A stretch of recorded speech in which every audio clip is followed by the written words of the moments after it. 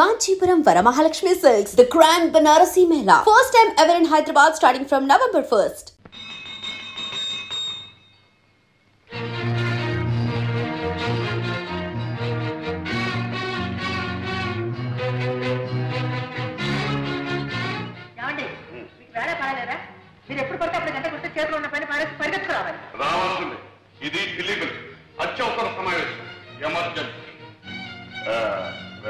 Very good.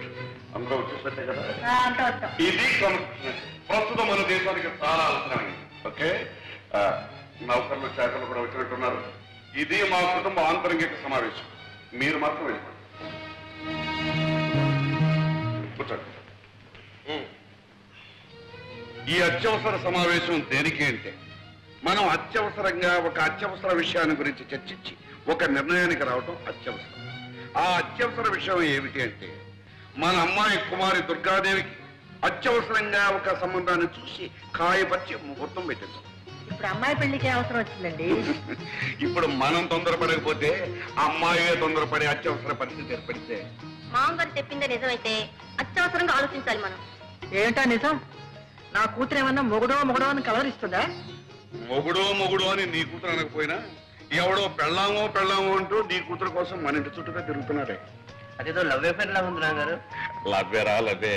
ఈ love affair ఎంతవరకు వచ్చిందంటే నా కూతురుకు లవ్ లెటర్ నేనే పోయాల్సి వచ్చింది. పూణే మైలేజ్ 20 రూపాయలు బడ్జెట్ కూడా తీసుకున్నాను. ఏమిటి మీరు అంటున్నది? అభం శుభం తెలియని దాని మీద అభాండాలు వేయకండి. దానికి లవ్ లెటరా? ఎవడండి రాసింది? ఎవడో నాకు తెలియదు కానీ నేను తోటలో పనిచేస్తుంటే నన్ను తోటమాలు అనుకుని నా చేతిలో 10 రూపాయలు పెట్టి తర్వాత ఉత్తరం తీసి ఇది మీ చిన్నమ్మాయి గారికి ఇవ్వన్నాడు. భలే నాన్నగారు, భలే ఫార్సు. మీరు ఉత్తరం తీసుకున్నారా?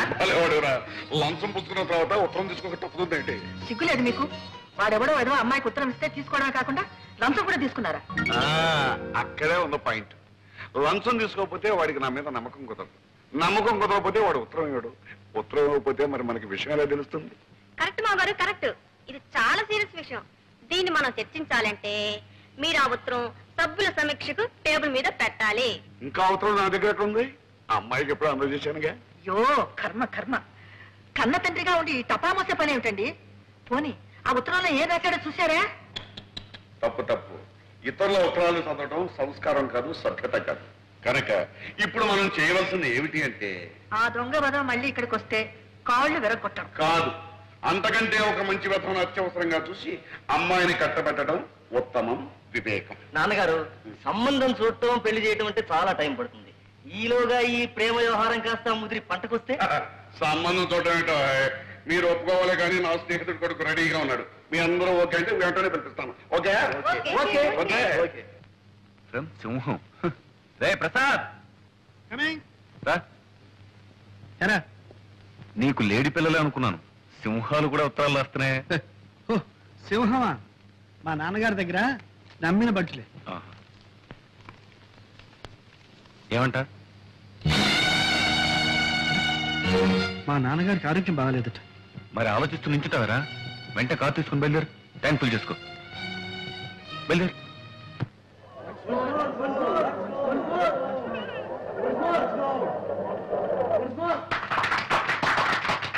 బాబు, సంతోషం ఎక్కువైందంటే నా ఇప్పే దొరికిందా?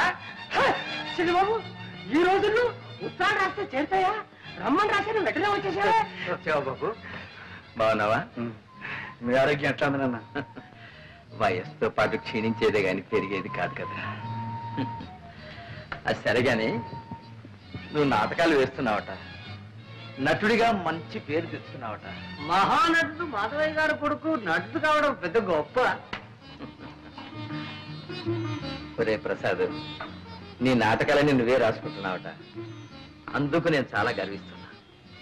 నటులదే ఉందిరా, నాటకాలు రాసిన కవులు, వాళ్ళు సృష్టించిన పాత్రలు అవేరా శాశ్వతం. నటులు వస్తారు పోతారు. కాదేం మాట. కవులు ఎంత గొప్ప పాత్రలు సృష్టించినా వాటికి జీవం పోసిన మహానటులు ఎంతమంది లేరు. ఉదాహరణకు బళ్ళారి రాఘవ, స్థానం, మాధవ పెద్ద. అది నిజమే నాయన. ఆ పాత్రలకు అమరత్వం కల్పించి శాశ్వతం చేసి ఆ నటులు కాలగర్భంలో కలిసిపోయారు.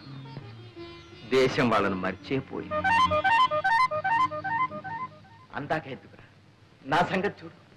నేను నాటకాలు ఆడే రోజుల్లో మాధవయ్య నాటకం అంటే టిక్కెట్టే దొరికేది కాదు. జనం గిటగిటగిటగిట్లాడిపోయేవాడు. మాట మాటకు చప్పట్లు, పద్యం పద్యానికి వంశమోర్లు, అడుగడుగున హర్షాతిరే కాదు. ఎన్ని సన్మానాలు, ఎన్ని బిరుదులు, ఎన్ని బహుమతులు రా.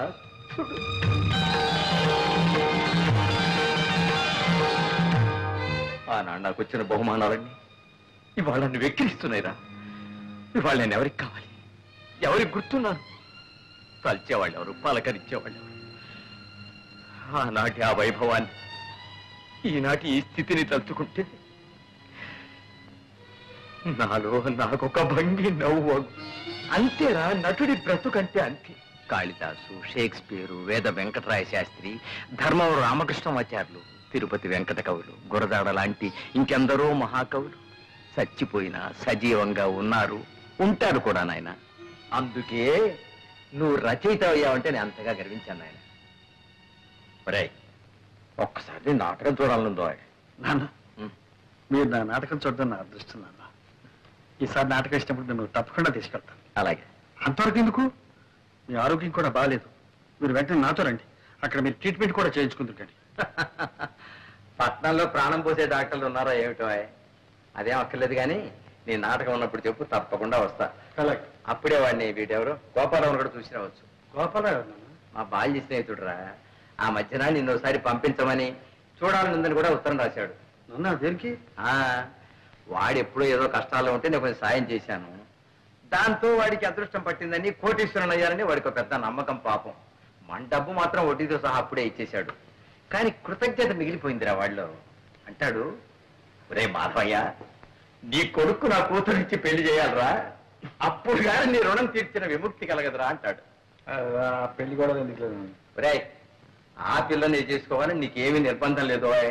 వెళ్ళి చూసిరావు సరే. అయితే అక్కడ చిన్నబాబు పెళ్ళ రెడీగా ఉందన్నమాట. ఏడ్చావులేరా, అక్కడ కాబట్టి ఇంకో చోట రెడీగా ఉండదా ఏమిటి? సరే, ఇక్కడ వంట రెడీ, భోజనానికి సిద్ధం అయితే వడ్డించడానికి రెండు రెడీ, నాన్నగారికి రొట్టి పాలు రెడీ. మరి ఇప్పుడు రెడీ లేనిది ఏమిటి? ఒకటే ఒకటి ఏమిటి? నాకంటూ ఒక పిల్ల, ఒక ఆడది.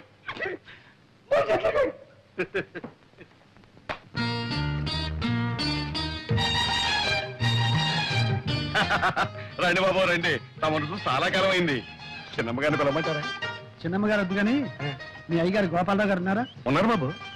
ఇది తీసుకెళ్ళి ఆయనకి ఏడు బాబు, మొన్న ఏమో చిన్నమ్మగారికి ఇవ్వమన్నారు, ఇప్పుడు పెద్దయ్య గారికి ఇవ్వమంటున్నారు, రేపు పెద్దమ్మగారికి కూడా ఇవ్వమంటారు ఏంటి? చిచి, నీ అధిక ప్రసంగం నువ్వు తీసుకెళ్ళు. బాబు, మరి మన మర్యాద మర్యాద బాగా అలవాటు పడిపోయావు. ఏ చేయమంటారు బాబు? బాబు, మీరు వరండాలో కూకండి, నేను అయ్యగారితో చెప్పేస్తాను.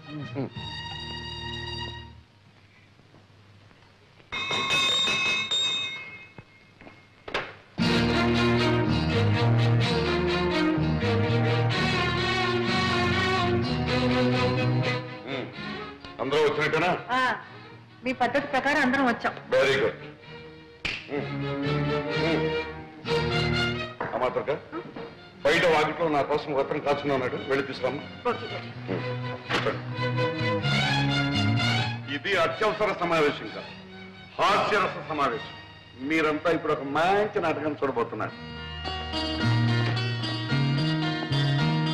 నమస్కారం. నువ్వేనా ప్రసాదివి? అవునండి. మా తోటమాలి చేత నాకు చీటీ పంపించింది కూడా నువ్వేనా? అవునండి. అలాగే 3 రోజుల ముందు మా తోటమాలికి లంచం ఇచ్చి మా అమ్మాయికి చీటీ పంపించింది కూడా నువ్వేనా? నిజం చెప్పు, నా మొహం చూసి చెప్పు. మీరు? నేనేనయ్యా ఈ ఇంటి తోటమాలిని, ఈ ఇంటి యజమాని గోపాలరావుని. ఇప్పటికైనా అర్థమైందా? మా అమ్మాయికి లవ్ లెటర్ తెస్తావా? లవ్ లెటర్ నీకెన్ని కుండలు? అదే లేదు మమ్మీ, సరళ పిక్నిక్ రమ్మని రాసిన ఉత్తరం. అదే ఇతరులకు తేవాలి. యాండి, ఉత్తరం ముక్క తెచ్చిచ్చేందుకే కొత్త ఉడికిపోతున్నారే. ఇంతకు మునుపు మీ అమ్మాయికి నాకు జరిగిన ఏమిటా కూతురు? బాబు ప్రసాద్, అసలు ఏం జరిగిందో చెప్పు, ధైర్యంగా చెప్పు.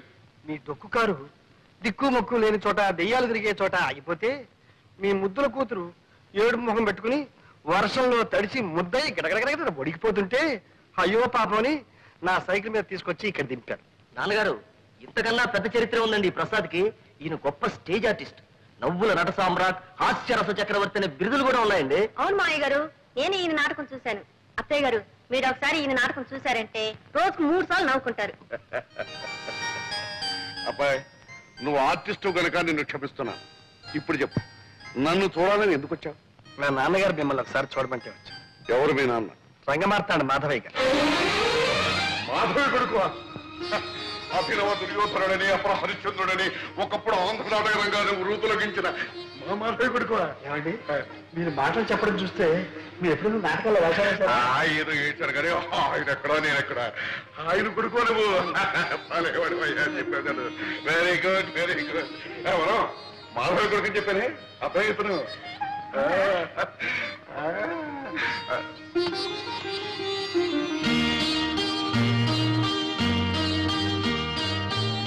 చూడబ్బాయి, ఒకప్పుడు నేనే అన్నాను, ఒరే మాధవ, నా కూతురు నీ కోడలు చేస్తాను రాని.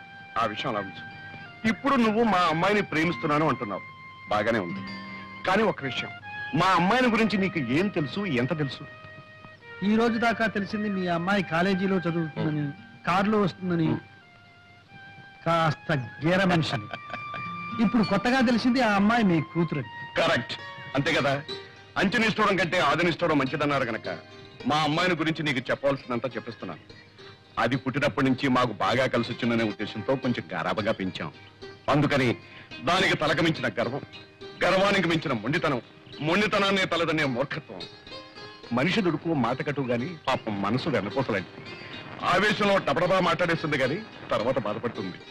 నిజం చెప్తున్నాను, నాకు మా అమ్మాయి ఎంత ముఖ్యమో నువ్వు కూడా అంతే ముఖ్యం. రేపు నువ్వు బాధపడకూడదు.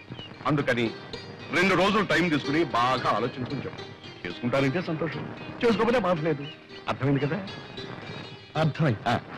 వెళ్తా. అబ్బా, వెళ్తాను అనుకోవయ్యా, వెళ్ళొస్తాను అనాలి. నువ్వు తప్పకుండా రావాలయ్యా. ఇదిగా ఈసారి వచ్చినప్పుడు మాత్రం లంచం. రే ప్రసాద్, ఏ తండ్రి తన కూతురు గురించి ఇంత పచ్చిగా చెప్పరా? గోపాలరావు చెప్పాడు అంటే తన కూతురు నీకు ఇవ్వడం ఇష్టం లేక, తను చెప్పలేక నీకు నువ్వే తప్పుకునేందుకు ఎత్తువేశాడేమో నా అనుమానం. నే అలా అనుకోవడం లేదురా. రే, నాకు వేరే అనుమానం ఉందిరా. ఏమిట్రా? మన కార్లు, బంగళాలు, ఈ పటాటోపం అంతా చూసి దుర్గ ఇవన్నీ నావేనని అనుకుని ప్రేమిస్తుందేమో అని నా అనుమానం. ఏమో ఏమో అనుకోపోతే ఎదురుపడి మాట్లాడితే పోలా? నేను మాట్లాడాలనుకుంటున్నాను. ఓకే, డైరెక్ట్ గానే చెప్పేస్తాను.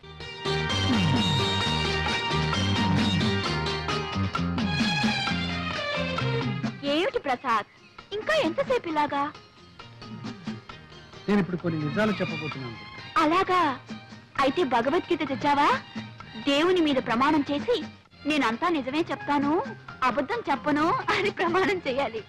తమాషా కాదు దుర్గా, నా మాట విను. ఇంతకంటే ఏదైనా మంచి జోక్ చెప్పు, వింటాను. దుర్గా, నువ్వు అనుకుంటున్నట్టు నేను కోటీశ్వరుడి కాదు. 1 ఆ కారు నాది కాదు. 2 నేనుంటున్న బంగళా నాది కాదు. 3 చాలు చాలు చాలు. ఇక నేను చెప్తాను. ఈ షర్ట్ నీది కాదు, ఈ ప్యాంట్ నీది కాదు, ఈ బూట్లు నీవి కావు. అసలు నీ పేరు ప్రసాద్ కాదు, మరి నీ పేరు అప్పల స్వామి. అది కాదు. నా పేరు దుర్గ కాదు, నా పేరు అప్పలమ్మ. దుర్గా, నీకంతా నవ్వులాటగా ఉంది కదా. ప్రసాద్, ఇంతవరకు కానివేమిటో చెప్పుకున్నావు, ఇప్పుడు ఆయనవేమిటో నేను చెప్పనా? నువ్వు నన్ను ప్రేమిస్తున్నావు, అవునా? అవును. నేను నిన్ను ప్రేమిస్తున్నాను. ఏమో నువ్వే చెప్పాలి. ఓకే, నేను నిన్ను ప్రేమిస్తున్నాను. మనం ఇద్దరం పెళ్లి చేసుకోబోతున్నాం. అందుకే దుర్గా, మనం ఒకరినొకరు పూర్తిగా అర్థం చేసుకోవాలి. మన ఇద్దరి మధ్య ఏ అపార్థాలు ఉండకూడదు. అర్థాలు లేవు, అపార్థాలు లేవు. మన ఇద్దరి మధ్య ఉన్నది ఒకటే, ప్రేమ. అది ఉండి ఏది లేకపోయినా డోంట్ కేర్. దుర్గా, నేను చెప్పేది నువ్వు నమ్మడం లేదు. అంతా జోక్యం తోసి పారేస్తున్నావు. అబ్బే, పారేటల్లా. మూట కట్టుకుని భద్రంగా గుండెలో దాచుకుని ఇంటికి తీసుకెళ్తాను. ప్రసాద్ సన్మానం రా, తప్పకుండా వెళ్ళాలి. అరే, మన ప్రసాద్ 15 సన్మానం రా. అవును. రేయ్, ఇవాళ నీ సన్మాన సభలో స్టేజ్ మీద చాలా మంది చాలా రకాలుగా మాట్లాడతారు. నీ ఉపన్యాసం మాత్రం ఫస్ట్ క్లాస్ గా ఉండాలి. ఓకే? అదే ఉందిలేరా, సన్మానం కంటే నాకు మా నాన్నగారు రావడం ముఖ్యం. నాన్నగారు వచ్చి నన్ను స్టేజ్ మీద చూసి ఆశీర్వదిస్తే అదే నాకు పర్వదినం. అంతకంటే నాకు ఇంకేం కావాలరా? నేనే స్వయంగా వెళ్ళి మీ నాన్నగారిని తీసుకొస్తాను, సరేనా? Thank you. అమ్మా ఇంకెంతసేపు అమ్మా కూర్చునేది? ఎప్పుడు మొదలు పెడతారు? అయిపోయింది నాన్న 5 minutes. అబ్బాబాబా కూర్చొని విసిగెత్తిపోయింది. ఆయన వచ్చిన తర్వాత మీ విసుగు అంతా వదిలించేస్తాడులే. ఇంకో 5 నిమిషాలు చూస్తానమ్మా, లేకపోతే నేనే వెళ్ళి ఆడాల్సి వస్తుంది. అయ్యో అలాగేనమ్మా. గురు గురు గురు వచ్చేసారు. నాన్నగారు వచ్చారా? కాదు గురు, మన అగ్రికల్చర్ మినిస్టర్ కల్చరల్ మినిస్టర్ ఆయన సతీమణి వచ్చేసారు. ఆడియన్స్ ఫుల్, ఎంట్రన్స్ ఫుల్, కిటికీలు ఫుల్. గురు ఈ రోజు నాటకం అదరగొట్టాలి గురు. ఏవరా ఈ రోజు ఎందుకో నాకు జంకుగా ఉంది. నాన్నగారు వస్తారు, ఆశీర్వదిస్తారు అన్న ఆనందంతో పాటు ఆ మహానటుడు ముందు నటించాలంటే ఎందుకో భయంగా ఉంది. అదేం పెట్టుకో గురు, జమాయించేసే. నాన్నగారు నీ నటన చూసి నీకు జరగబోయే సన్మానాన్ని చూసి ఉబ్బి తబ్బి వస్తాను గురు. ఏ మధు, నాన్నగారు వచ్చారా? ఎరా ఎరా రాలేదా? సారీ ప్రసాద్. ఏమిటా ఏమైంది? మీ నాన్నగారికి లేదు.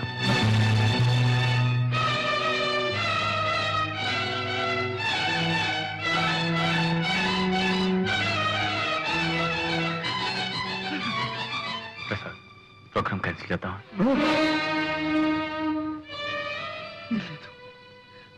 లేదు,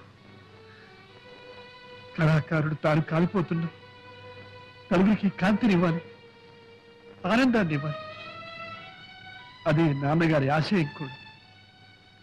నాన్నగారి ఆత్మ శాంతించాలంటే ఈ ప్రదర్శన జరిగి తీరాలి. ఆయన ఎక్కడున్నా సరే నన్ను ఆశీర్వదిస్తాను.